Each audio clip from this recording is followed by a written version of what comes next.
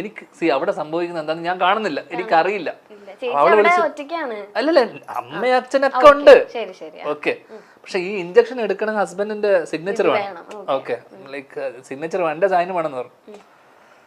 അപ്പൊ ഞാൻ എന്താ പറയണ്ടേ, അപ്പൊ എന്റെ കൂടെ വന്നവന്മാര് അത്യാവശ്യം പണ്ടത്തെ കമ്പനിക്കാരാ, സുഹൃത്തുക്കളാ. അപ്പൊ എന്നോട് അവൻ ചോദിച്ചു, എന്ത് പറ്റി, വാട്ട് ഹാപ്പൻഡ് എന്ന് ചോദിച്ചു. No wife is, oh congratulations എന്ന് പറഞ്ഞു. ഞാൻ പറഞ്ഞ പ്രഗ്നന്റ് അല്ല, കൺസീവ് ചെയ്യാൻ. Wow congratulations. അപ്പൊ എന്നോട് ചോദിച്ചു എന്നാ വാ പോവാന്ന്. ഞാൻ പറഞ്ഞു ഇങ്ങനെ അടിച്ചിട്ടുള്ളത് ഈ സമയത്ത് പോണ്ട, നീ വരണ്ട. അലവലാദികളായ സുഹൃത്തുക്കളാണ് എന്റെ. ഞാൻ പോയിട്ട് വരാന്ന് പറഞ്ഞു. അങ്ങനെ ഞാൻ പോയി.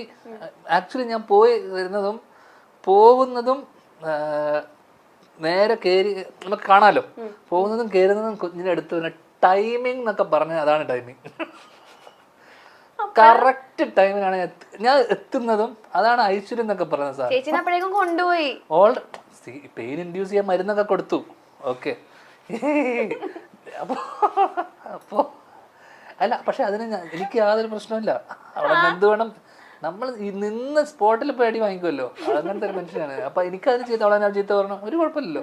ഞാൻ പോയപ്പോ തന്നെ അത്രയും നേരം പെയിൻ ഇതാക്കിയിട്ടും വരാത്ത കുട്ടി, ഞാൻ വന്ന് കയറി കാല് വെച്ചത് ആശുപത്രിയിൽ എടുത്ത് വെച്ചതും കുട്ടി വരുന്നു. ഞാൻ പറഞ്ഞു ഇതാ കഴിഞ്ഞല്ലോ, ഇതാണ് ഐശ്വര്യം. ഡോക്ടറോട് ഞാൻ പറഞ്ഞു, ഇത്രയും നേരം കഷ്ടപ്പെട്ട് കാണുന്നുണ്ടല്ലോ.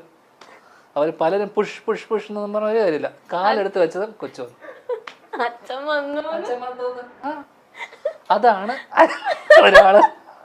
ഒരാള് ചേട്ടൻ ഡെലിവറി റൂമിന്റെ അകത്ത് ഭാര്യ പെയിനിന് പ്രസവിക്കുന്ന സീനൊക്കെ കണ്ട് കരഞ്ഞ് തുളുമ്പി വിഷമിച്ചു എന്ന് വിചാരിച്ച കഥയൊക്കെ കേൾക്കാന്ന് വന്നപ്പോ കൊച്ചു പ്രസവിച്ച കഴിഞ്ഞിട്ട് ആള് ഹോസ്പിറ്റലിൽ. പ്രസവിക്കുന്നല്ല, പ്രസവിച്ച് കഴിഞ്ഞിട്ടല്ല, ഞാൻ കേറുമ്പോ കാണുന്ന കൊച്ചിനെ അവര് ഇങ്ങനെ ജസ്റ്റ് പുറത്തെടുത്ത് നേരെ കൊണ്ടുവന്ന് വൈപ്പ് ചെയ്തിട്ട് നേരെ എന്റെ കൈ തരിക.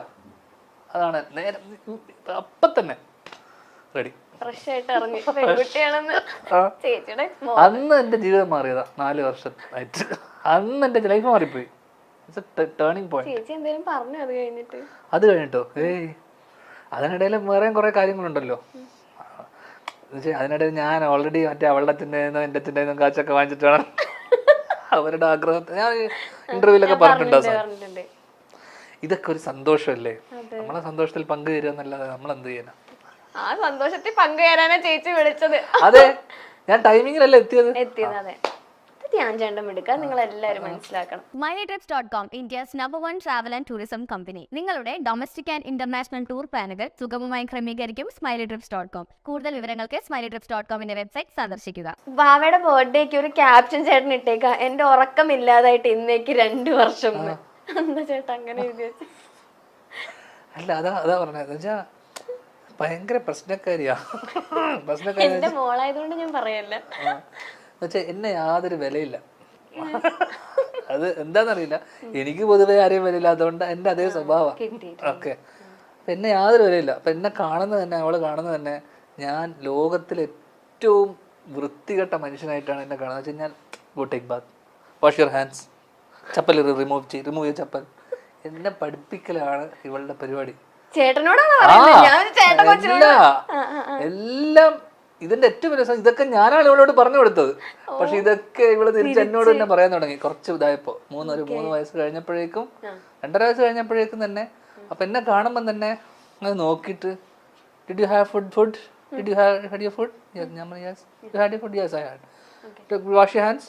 ഫുൾ എന്നെ ഫുൾ കലിപ്പത്തിയ ആ കാര്യത്തില്. അപ്പൊ ഞാൻ ഉറങ്ങുമ്പോൾ വരെ, ഇപ്പൊ രാവിലെ ഞാൻ ഉറങ്ങുവാണ്, എന്നെ എഴുന്നേപ്പിച്ചിട്ട് why it's morning, why is sleeping still, എന്നൊക്കെ പറഞ്ഞ ഫുൾ പ്രശ്നം. പക്ഷെ ഇവള് ചിലപ്പോ ഉച്ചക്ക് ഉറങ്ങിയാൽ ഒരു കുഴപ്പമില്ല. പിന്നെ രാത്രി എന്നെ ഉറങ്ങാൻ സമ്മതിക്കൂല. Come on let's watch something, you are always sleeping.